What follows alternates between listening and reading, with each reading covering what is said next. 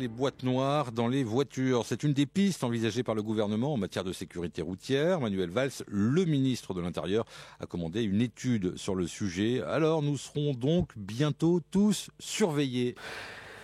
Des mouchards dans les voitures. Assurément, c'est un sujet qui va faire couler beaucoup d'encre et qui va créer pas mal de polémiques.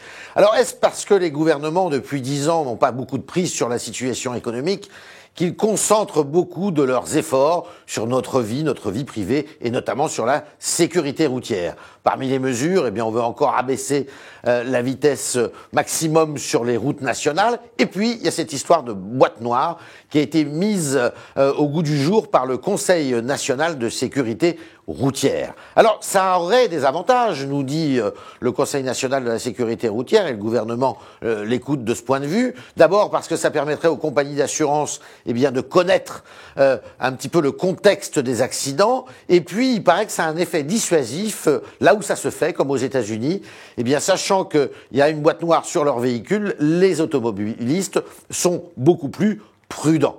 Mais il y a aussi des inconvénients. C'est d'abord de savoir tout de votre vie privée, même si évidemment, on nous dit que ces boîtes noires écraseraient toutes les données au fur et à mesure et qu'elles ne conserveraient que celles des accidents.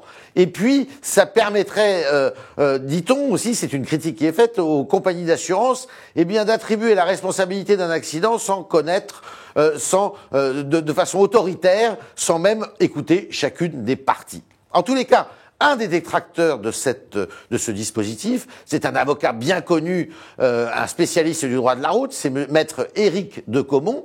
Et maître Éric de Caumont, je vous pose la question, pourquoi êtes-vous contre l'installation de boîtes noires à bord des voitures? Allez-vous attaquer en justice cette mesure du Conseil national de la sécurité routière si, d'aventure, elle devenait effective? Maître de Caumont, répondez-moi.